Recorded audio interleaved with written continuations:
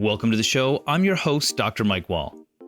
Well, Newfoundland and Labrador was ranked the happiest province in Canada. And that's good news because quite often we're at the bottom of the scale when it comes to health. But is there a link between happiness and health? And is there an opportunity to leverage that happiness that we have here in the province to improve our health? Well, to find the answer, I had to look halfway around the world. The Kingdom of Bhutan is a landlocked country in the Eastern Himalayas, located in South Asia between China in the north and India in the south. It's a mountainous country, and there's less than 1 million people that live there. But this small nation is making an impact globally when it comes to how we measure health. Gross national happiness is something you may not have heard of before, but it was first coined by the 4th King of Bhutan in the 1970s. The premise of gross domestic happiness is that sustainable development should take a holistic approach towards progress in the country and give equal importance to non-economic aspects of well-being. For example, in Canada, we measure the GDP, or gross domestic product, and financial scales, but don't consider the holistic view of how we judge our progress. This approach to gross national happiness was actually adopted by the UN a decade ago to help guide other countries achieve what Bhutan has done for its people. Gross national happiness is a single number index developed from 4 pillars in 9 domains. Those pillars include good governance, sustainable socioeconomic development, cultural preservation, and environmental conservation. The 9 domains are psychological well-being, health, education, time use, cultural diversity and resilience, good governance, community vitality, ecological diversity and resilience, and living standards. Now, these domains represent each of the components of well-being of the Bhutanese people, and the term well-being often refers to fulfilling the conditions of having a good life. When we look at the challenges facing our province, in particular when it comes to the social determinants of health, well-being, and our quality of life, I was intrigued to learn more about this philosophy of Bhutan. So I reached out to Dr. Chencho Lhamu, who's an educator who received her doctorate from my alma mater, UNB. Her doctoral work focused on the concepts of happiness, and she's written articles on how to educate for happiness.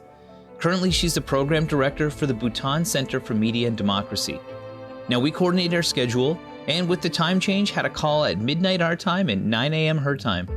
Now, this was one of the most interesting interviews we've ever had in the show, so I hope you enjoy it, and it helps shift your perspective that there are other things we should be looking at other than just economic prosperity if we want to live a good life. Hi, Chencho. Welcome to the show. Thank you. Happy to be here. Oh, I'm so glad you could join us today. It's such an interesting topic. We are literally talking from opposite sides of the planet right now. You are an educator, you're a researcher, and you were involved with the government and some of the education in Bhutan. Can you tell me a little bit about your background and where you live? Sure. So all my life, I have worked in the education sector. I started my career as a high school teacher, then moved on to become a teacher educator. And I also worked in education reform projects for the Royal Education Council, which was started by His Majesty back in 2007-8. And in 2014, I resigned from my civil service work to go and study, and then came back and joined the civil society work after that. Mm-hmm. Yeah, and you were able to get a PhD as well with that, correct? Yes, I got that from UNB, and thanks to my very close friend and supervisor who passed on, Dr. Anne Sherman. Mm-hmm. Yeah, I got my PhD thanks to her supervision, and Dr. Roger Salt, of course. Yeah. Right, and that's our connection, is that I'm UNB alumni as well. So, small world. And for a lot of people listening, they may not be familiar with Bhutan. So can you tell us a little bit about your country? So Bhutan is a very small landlocked Himalayan country, and we are a population of a little over 700,000, and we are located between China in the north and India in the southeast.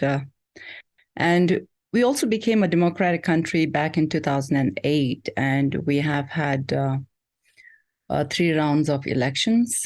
And I think just like young democracies around the world, each time we have elected a new political party to power.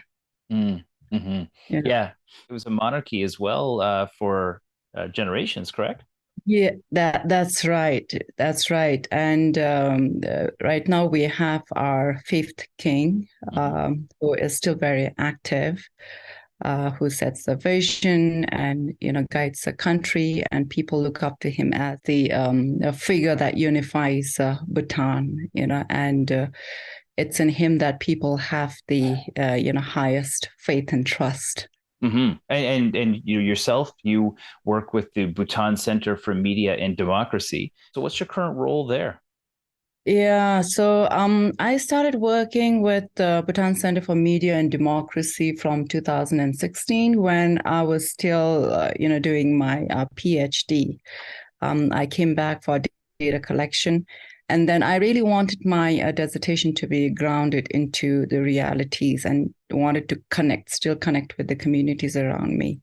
So I started working for BCMD back in 2016, and currently, I am the executive director for the center. This center actually was established back in 2008 by its founder, Soksen Pek Doji.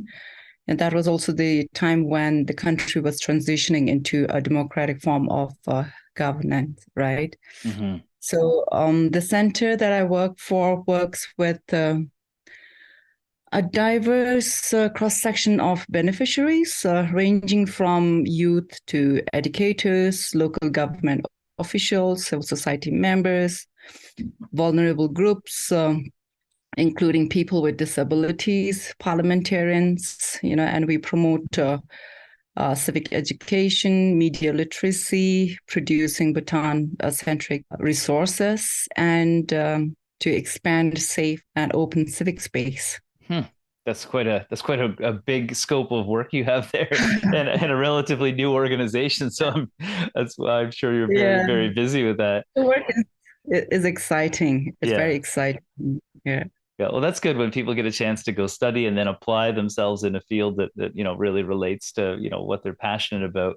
And one of the things that's really special about Bhutan that really stands out around the world is because of your measure of gross national happiness.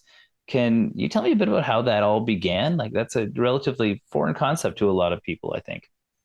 I think the concept of happiness has been there in a culture throughout, but I think it was back in 1970s when a reporter in India asked our fourth king about the country's GDP. And I believe the fourth king responded by saying that in our country, gross national happiness is more important than GDP, meaning that material progress is not a holistic measure of development, but there are other aspects to life that are important to our development and sense of well-being as well. Mhm. So I think that concept may be very new for many people, but for a Buddhist, right, who believes in interdependent existence and impermanence in life, the concept is quite commonplace Yeah. because our culture teaches us to, tame our greed, to be modest in our needs, and to seek the middle path. Mhm. So, so I think for any Bhutanese that concept would resonate well, but it may be difficult for somebody from a different culture. Yeah. Yeah. In our culture, if when we find somebody really working hard, trying to accumulate wealth and become rich, we jokingly say, but quite serious in the meaning as well, to take a break and take it slow because when we this world, eventually, we go empty-handed. Yeah. Yeah. So I think the concept of GNH is to teach balance and moderation in life. Yeah, that's very true in so many levels. So it's obviously ingrained in your culture. So how Mhm. can you measure gross national happiness within a population? So we have in our country, we have this institute called the Center for Bhutan Studies. Hmm. It is recently renamed because there was a merging of organizations. We are undergoing structural reformation currently in the country, so it has been renamed. But that center is responsible for studying happiness in Bhutan and to guide policies and decisions. So under this philosophy, there are 4 pillars, right? And the idea is that economic development needs to be balanced with cultural preservation, environmental conservation, and good governance. And there are 9 domains, which include education, health, living standard, environment, culture, community vitality, time use, psychological well-being. So with these 9 domains, there are 72 indicators. So this Center for Bhutan Studies conducts this nationwide survey and check people's level of happiness. And then, they compare current happiness level with the past and look at what could be the reasons behind the increase in happiness or decrease of it, and then see which domain needs improvement and attention from the government. Mm-hmm. So in a nutshell, I think that is how we are measuring it. Yeah. And we also have, policy GNH screening tools that policymakers use to look at a policy and see whether it really conforms to our philosophy of happiness or not. And this is done by a panel of experts, and they would measure any new policy or development plans through that screening tool and advise the government. We're here with Dr. Chencho Lhamu, who is the Program Director for the Bhutan Center for Media and Democracy.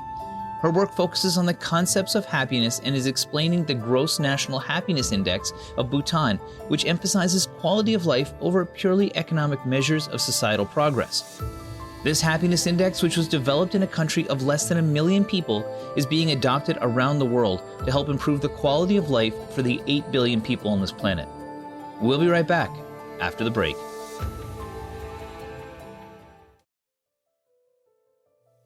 Welcome back. We're here with Dr. Chencho Lhamu, who is the Program Director for the Bhutan Center for Media and Democracy. Her work focuses on the concepts of happiness and is explaining the Gross National Happiness Index of Bhutan, which emphasizes quality of life over purely economic measures for societal progress. With the Health Accord NL identifying the social determinants of health as the main driver for our poor health outcomes, we reached out to Dr. Lhamu, who lives halfway around the world, to learn what their country is doing to improve the standard of living and quality of life for its citizens. She's explaining the 4 pillars and 9 domains that make up this happiness index and include things like environmental stewardship, mental health, education, and others.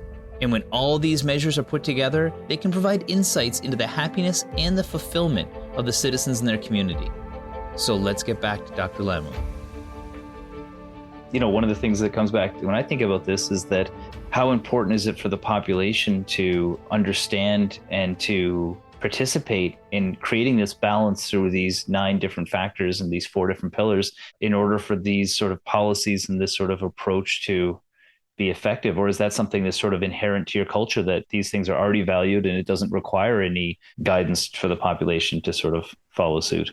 I think there is philosophical resonance with people, right?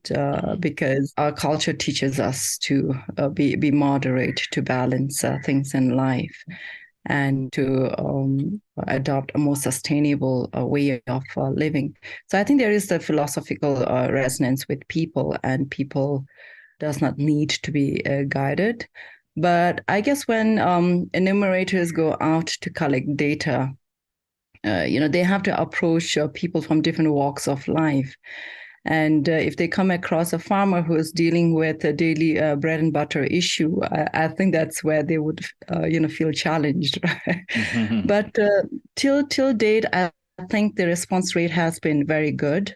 There is, the survey is conducted in 20 districts in the country, and it covers both rural, urban, good representation of gender, different age groups, and so on. So I think it is pretty well done. Yeah, it sounds like it. And it also sounds like you're taking into account some of the challenges that we have here where we live, which are the social determinants of health, and some of Mhm. these other aspects that may not be as tangible, but like mental health, for example, as these are all things that we're focusing on in our home, trying to improve the health of the population. How has this approach evolved over time? You said it was really adopted in the 70s, even though it's been underlying the whole time, but it became to the forefront in the 70s. How has it changed since it's begun? If we look at survey findings of 2010 and 15, I think the country's happiness level has improved, and the report alludes to, improved service conditions, living standard, income, and participation in, cultural activities and so on. Mm-hmm. I think the four pillars and the nine domains do not change, but it is the indicators that change. I think initially back in 2008, I think it started with fewer indicators, but now we have 72 indicators to assess the happiness level. Mm-hmm. Yeah, like with any statistics, sample size is key, and as you get more and more data, it starts telling you where you should be looking. And that Right. that kind of brings me to your research topic. Your doctoral research focused on conceptions of happiness grounded in the realities of urban youth. Now, I'm very sure you could talk for days on this topic, but in particular, what does happiness mean for our young people? Yeah. So that's very interesting. When I studied young people's conception of happiness, so on the one side, we have this national conception of happiness, as in the gross national happiness defined by the four pillars and the nine domains, right? And then I have this group of young people with whom I'm trying to study their understanding of happiness. So research shows that for young people, happiness is, some sort of a state of flow, a complete, engrossment into an activity that matches their interests and potentials. For instance, they talk a lot about co-curricular activities in their school as something that gives them a lot of happiness. And it is because in these co-curricular activities, they get to choose which co-curricular activities they want to be in, right? Mm-hmm. That matches their interest as well as potentials. So that leads me to another conception of happiness for young people. And it means to be able to do something that they have the potential for. And young people also talk a lot about how happiness means to be able to fulfill their duties to significant people in their life, and they talk a lot about their duty to their parents as sons and daughters and as siblings.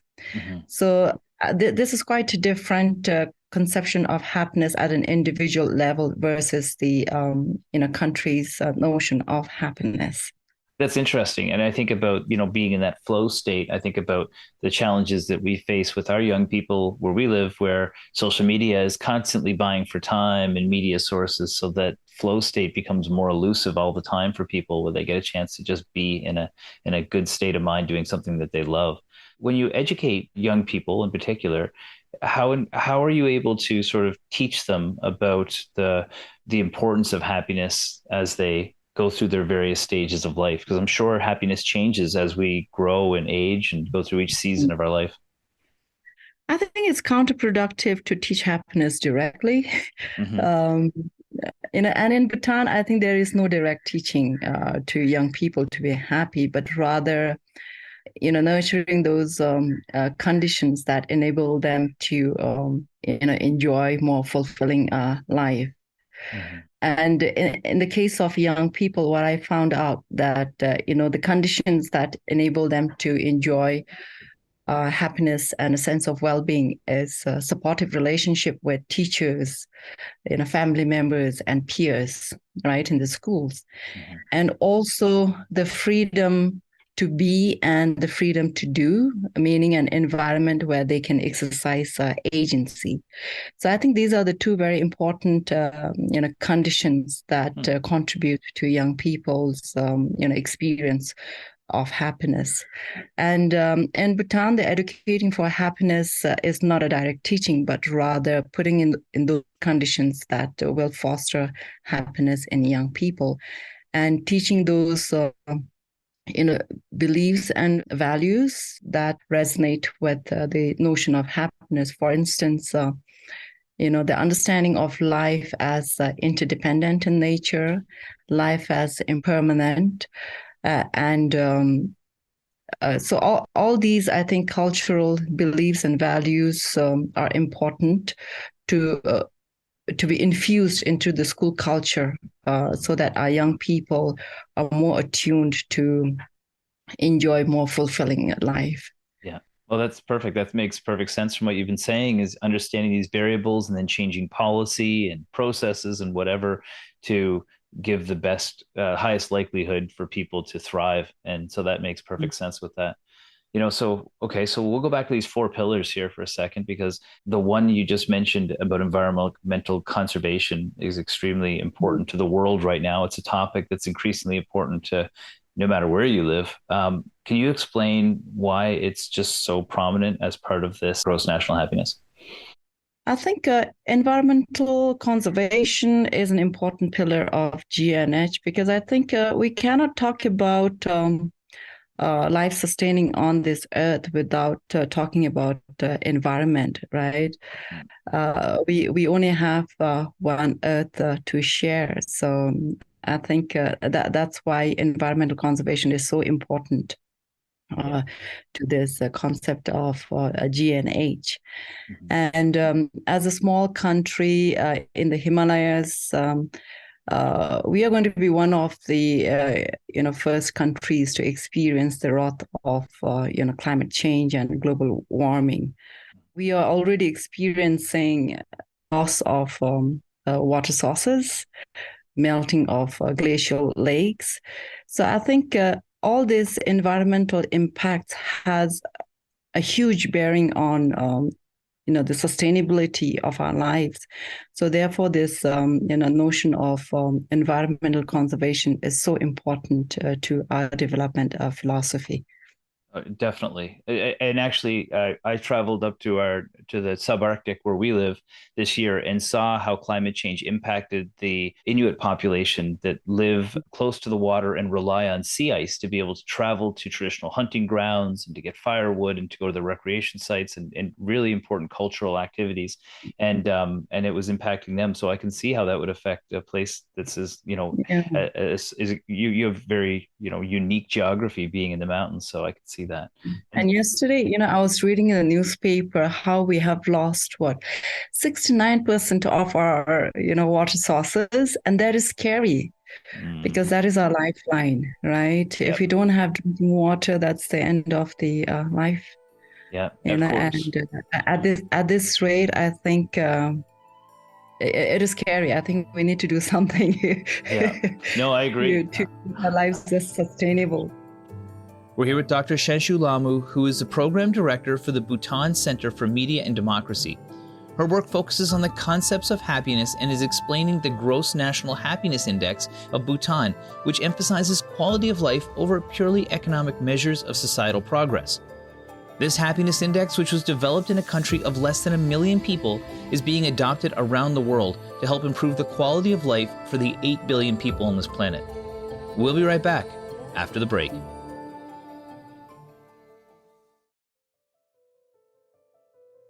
Welcome back. We're here with Dr. Chencho Lhamu, who is the Program Director for the Bhutan Center for Media and Democracy. Her work focuses on the concepts of happiness and is explaining the Gross National Happiness Index of Bhutan, which emphasizes quality of life over purely economic measures for societal progress. With the Health Accord NL identifying the social determinants of health as the main driver for our poor health outcomes, we reached out to Dr. Lhamu, who lives halfway around the world, to learn what their country is doing to improve the standard of living and quality of life for its citizens. She's explaining the 4 pillars and 9 domains that make up this happiness index and include things like environmental stewardship, mental health, health, education, and others. And when all these measures are put together, they can provide insights into the happiness and the fulfillment of the citizens in their community. So let's get back to Dr. Lhamu.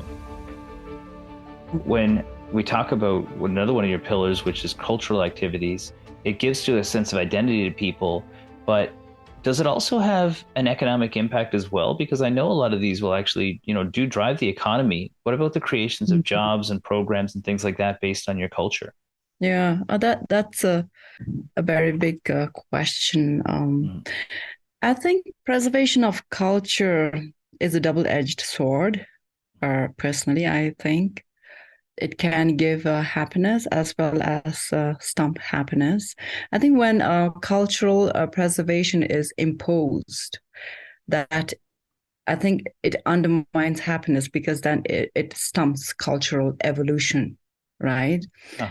And to try to fossilize a culture is, I think, against the grain of nature, which is change. And when change is stopped, I think that is when it stumps happiness. But a gradual evolution of culture, not a complete fracture from the tradition, but a slow evolution and slow infusion of the culture with the contemporary ideas and practice, which allows for creativity and change. I think that is what promotes, happiness. And in Bhutan, I am already witnessing, this slow evolution in our art, dress, food habit, music, festivals. And if you look at our film industry, it has evolved over the years. If you look at our dances, there are new, genres introduced. So I think there is much more a vibrant culture in Bhutan with this gradual evolution. And it is creating jobs, because many young people are into the entertainment sector. Though it is small, I think it does create, avenues for income generation that contributes to economic development. Mm-hmm. Yeah, definitely. That makes sense. Same with us. I mean, we have a historic tradition here. We have the oldest city in North America where we live. It was a fishing hub. And of course, things have changed with the times, but there's those elements that we've kept with us, which is obviously an important part of our past and something we want to continue with. But again, doesn't define us going forward in the future. But one thing that may define Bhutan on the global stage for history is that in July 2011, the General Assembly of the UN adopted happiness, which is called Towards a Holistic Definition of Developing Happiness. And that was based off of the work that you have done in Bhutan. Can you tell me a little bit about that? Yeah, we are quite happy that there was this adoption of the GNH, or happiness, as a new development paradigm. It is quite a significant contribution for a small country like Bhutan. I think because we are small and we are not industrialized, our role in impacting more sustainable way of life is very small. Whereas I think the developed countries have a bigger role to play, as well as they can make a huge impact. So I think for Bhutan, that is seminal, because when we believe that when we infuse the global community with this idea of happiness or development as a concept that has to be measured not only by GDP but by a more holistic lens, that is quite a seminal achievement for Bhutan. And I think for Bhutan, the rest of the world needs to understand this and come on board, because we are at the receiving end of climate change and global warming, right? Yeah. And the industrialized world, the countries are driving consumerism. And we are, I think, depleting our Earth's natural resources at a rate which is way beyond its ability to regenerate. I remember back in Canada, I lost my computer twice because my 3-year-old toddler, spilled juice one time and then tea over it one time. And and it was relatively cheaper to buy a new one than to repair it. Yes. Right. Right. Yeah. And same with phones. And, and now with the social media, World Wide Web, we are exposed to so many things that drive consumerism. So I think these are the kind of culture that is in that is promoted by big industries and companies. We need to give a second look at that, right? If we are to experience more sustainable way of life. I agree with that completely. And I think that, when you look at some of the things that were programmed, quite often it is, we need to get the new iPhone, we need to get the newest, brightest, shiniest thing. But ultimately, is that going to make us happier in the long run? Is that going to help the planet? And I do understand what you're saying as well, that if you apply the principles that you're doing in a relatively small place to a large industrial country, that could make a massive impact when it comes to the way that we're dealing with our environment around us. Are there a few key lessons from Bhutan's approach that would be helpful when they're looking at not just that economic side, but also the social side, like outside of the planet, outside of maybe having a stronger economy in certain ways, but like, how are people themselves impacted by having happiness top of mind when it comes to their day-to-day lives? Mm-hmm. I think in our daily lives, we don't even think about happiness as a goal, right? I think happiness is a byproduct when you pursue something which is valuable to us. So I think the key thing here is understanding, what you value in life. I think when what you value in life is measured, I think that it perpetuates the value that you accord to it. So if you go on measuring the income that you are making and the material accumulation and asset that you want to have, then I think that is what gets valued even more. So I think happiness is not there in our consciousness in our day-to-day living. But to understand that gross national happiness is the guiding principle behind all developmental activities gives us a more complex lens to look at issues, complex lens to look at policies and developmental plans. And I think that creates a creative tension, which is not necessarily bad. For instance, if there is a proposal that says, it's going to increase the income by this much percentage, then the philosophy of GNH forces us to look at that not only through an economic aspect, but also look at how that proposal will have an impact on, culture, our society, and the environment. So I think that helps people put on a more complex lens to look at issues. That is interest in a more sustainable way of life, I think. We're here with Dr. Chencho Lhamu, who is the Program Director for the Bhutan Center for Media and Democracy. Her work focuses on the concepts of happiness and is explaining the Gross National Happiness Index of Bhutan, which emphasizes quality of life over purely economic measures of societal progress. This happiness index, which was developed in a country of less than 1 million people, is being adopted around the world to help improve the quality of life for the 8 billion people on this planet. We'll be right back after the break.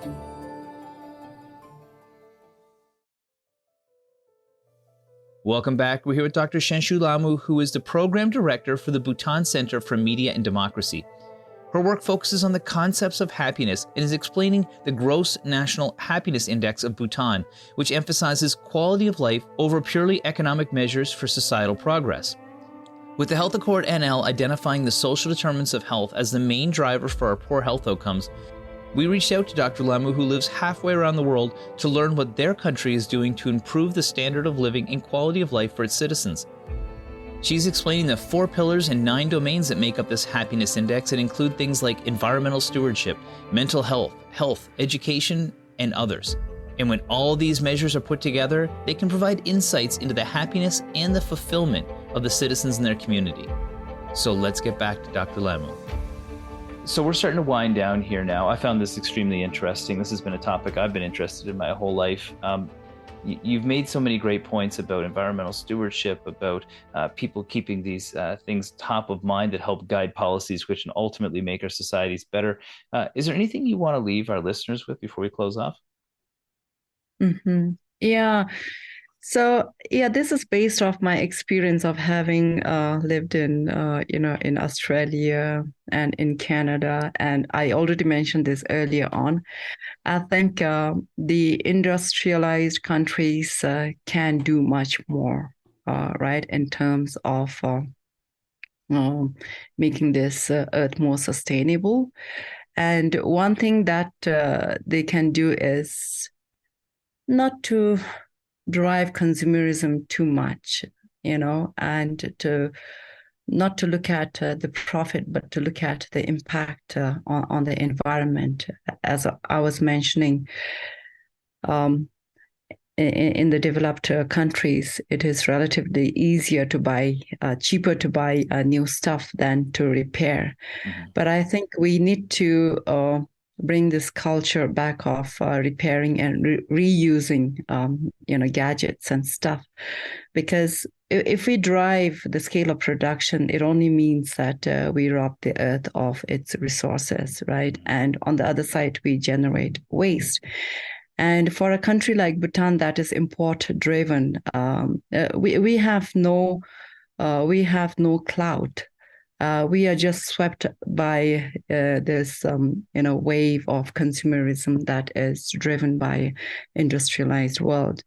And being human beings, we have biases, our vices, right? And thanks to internet and social media, we are quite quick in picking up fast fashion and things like that. So I think the developed countries have a lot more important role to play. Mm-hmm. Yeah, and for our own country, right? I think when we measure the happiness next time, I hope that we will take into consideration the fact that social media has become so pervasive in our lives. That it is eating into our family lives, social lives, and it has impact on our mental health. So I hope for our own country, the next time when we measure happiness, I think we take this emerging trend into consideration, the pervasiveness of social media in our lives, because social media is becoming another space.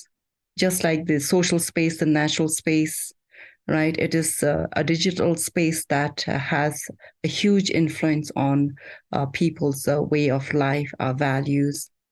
So I think we need to take that into consideration the next time. I agree. I couldn't agree with you more. I'm 100% on board with what you're saying, and I also really appreciate you taking the time. It's a holiday in your home, and you took the time to join us today. And I just wanted to say I really appreciate it, and thank you so much for coming on the show. Well, thank you so much for this invitation, and Canada holds a special space in my heart. That is where I really experienced a change in myself, as a person interested in academia and continuing to do some academic work in the civil society organization that I have. And I have so many good friends in Canada that I keep in touch with. So thank you for this invitation.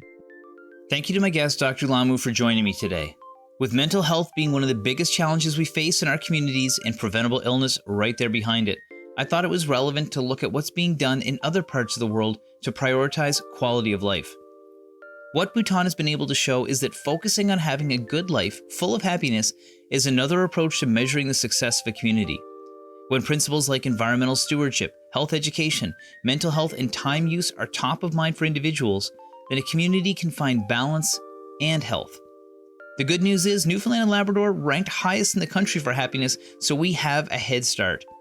So next time you check in on how you're doing financially, be sure to also check in on how happy you are. You might find that you need to make a deposit into your well-being as frequently as your bank account. Well, that's our show this week. Remember, you can catch all of our episodes on vocm.com or your favorite streaming service. I'm your host, Dr. Mike Wall. We'll see you back here next week for another episode of The Wall Show on your VOCM.